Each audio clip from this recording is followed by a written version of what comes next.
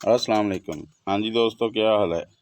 अक्सर जब हम किसी नर्सरी पर जाते हैं कोई पौधा ख़रीदने के लिए, तो वहाँ पर हमें सब पौधे ही लश ग्रीन सेहतमंद नज़र आते हैं। प्लांट्स नए नए पत्ते निकाल रहे होते हैं, छोटे छोटे प्लांट्स पर फूल भी खिले होते हैं। तो हम सोचने पर मजबूर हो जाते हैं कि ये लोग पौधों के साथ ऐसा क्या करते हैं जो इनके पौधे इतनी अच्छी ग्रोथ कर रहे हैं। अगर उनसे पूछें भी तो वो कोई ऐसा गोल मोल जवाब देते हैं कि हमारी समझ में कुछ नहीं आता, क्योंकि ये उनके बिज़नेस सीक्रेट होते हैं। अगर हमें वो सारी बातें बता दें, अपने सारे राज बता दें, तो हमारे पौधे कभी ख़राब ही ना हों। आज की वीडियो में हम आपको मिट्टी यानी सॉइल के मतलब बताएंगे कि नर्सरी वालों का ये एक अहम राज है कि नर्सरी वाले पौधों को लगाने के लिए कैसी मिट्टी तैयार करते हैं और गमलों में डालते हैं। तो अगर आप हमारे चैनल पर नए हैं तो चैनल को सब्सक्राइब कर लें, बेल बटन को दबा लें, ताकि हर आने वाली वीडियो का नोटिफिकेशन आपको मिल सके। वीडियो पसंद आए तो इसे लाइक भी करें और दोस्तों के साथ शेयर भी करें। हमारे पौधों की ग्रोथ के लिए जो चीज़ सबसे अहम है वो है मिट्टी, जो पौधे लगाने के लिए हम अपने गमलों में डालते हैं। मिट्टी का 80% किरदार होता है, क्योंकि हमारे गमलों में बड़ी महदूद सी मिट्टी होती है। इस मिट्टी में से न्यूट्रिएंट्स लेते हुए पौधे ग्रोथ करते हैं। तो जितनी अच्छी मिट्टी हम तैयार करेंगे उतने अच्छे हमारे पौधे ग्रो करेंगे।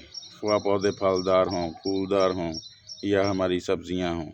तो जो मिट्टी हम इस्तेमाल करते हैं उसमें 3 किस्म की बुनियादी खसूसियात होनी चाहिए। मिट्टी को नरम होना चाहिए ताकि प्लांट्स की जड़ों को फैलने में आसानी हो, क्योंकि पहले जड़ों की ग्रोथ होती है और फिर ऊपर से पौधा ग्रो करता है। दूसरा, मिट्टी को वेल ड्रेन होना चाहिए, यानी मिट्टी में पानी खड़ा ना हो और पानी देने के बाद कुछ देर में पानी सारे गमले में चला जाए और फालतू पानी गमले के नीचे होल में से बाहर निकल जाए। अगर मिट्टी सख्त होगी तो उसमें पानी खड़ा रहेगा, तो फंगस लगने की वजह से जड़ें गल जाएंगी और पौधा ख़राब हो जाएगा। तीसरा, मिट्टी को वेल फर्टाइल होना चाहिए, यानी मिट्टी में वो तमाम न्यूट्रिएंट्स शामिल होने चाहिए जिनको इस्तेमाल करते हुए पौधे अच्छी ग्रोथ कर सकें। इनमें 3 बुनियादी न्यूट्रिएंट्स नाइट्रोजन, पोटाशियम और फास्फोरस शामिल होने चाहिए। तो चलें अब बताते हैं कि नर्सरी वाले मिट्टी को कैसे तैयार करते हैं। तो सबसे पहले नर्सरी वाले जो मिट्टी इस्तेमाल करते हैं वो ये वाली मिट्टी है। इसको बल मिट्टी बोलते हैं, बाज़ जगहों पर बालू मिट्टी भी कहते हैं। ये नहरों से निकलती है और ये दुनिया की बेहतरीन मिट्टी है। इसमें कुदरती तौर पर कुछ रेत शामिल होती है और इसमें और भी कई किस्म के न्यूट्रिएंट्स शामिल होते हैं, जिसकी वजह से इसमें पौधे बड़ी अच्छी ग्रोथ करते हैं। वैसे भी ये मिट्टी बहुत नरम होती है, तो वो इस मिट्टी का इस्तेमाल करते हैं।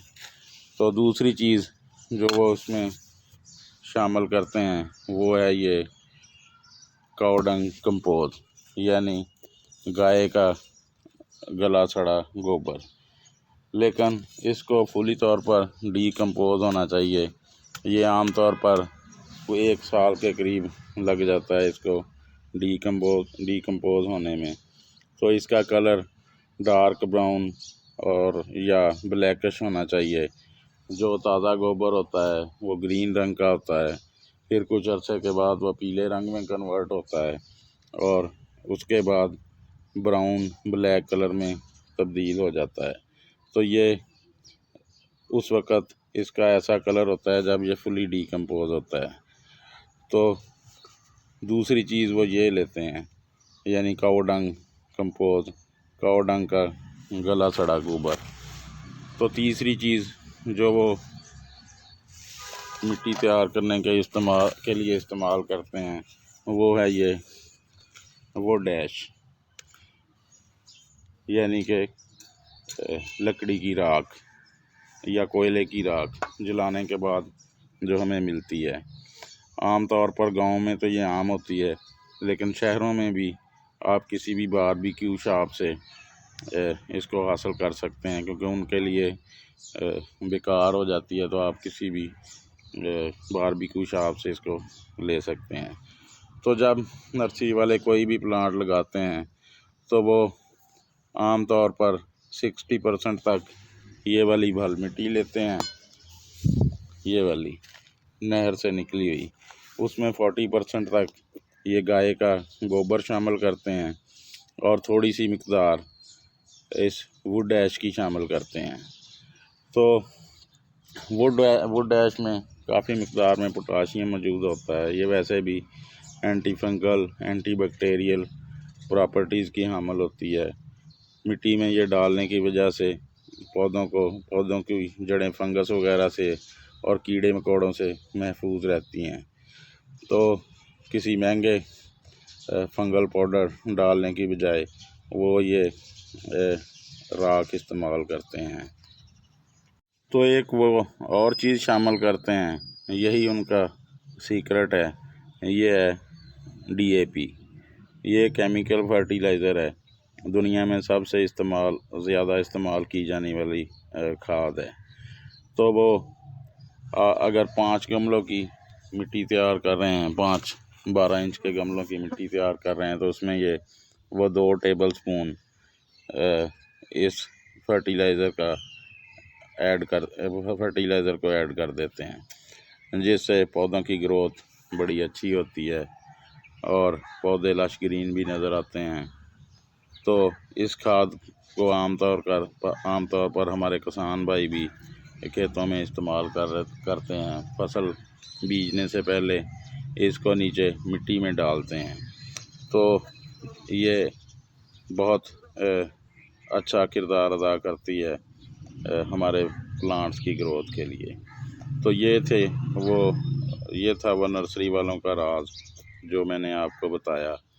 तो आप भी कुछ इस तरह से मिट्टी तैयार कर सकते हैं, जिसमें आपके फूलदार फलदार पौधों की, सब्जियों की ग्रोथ बड़ी अच्छी होगी। तो अगर आपने हमारा चैनल सब्सक्राइब नहीं किया तो कर लें। आपको हमारे चैनल पर गार्डनिंग से मुतल्लिक़ इन्फॉर्मेशन से भरपूर वीडियोस देखने को मिलती रहा करेंगी। तो चलें जी, फिर किसी नए दिन किसी नए टॉपिक पर बात करेंगे। अल्लाह हाफ़िज़।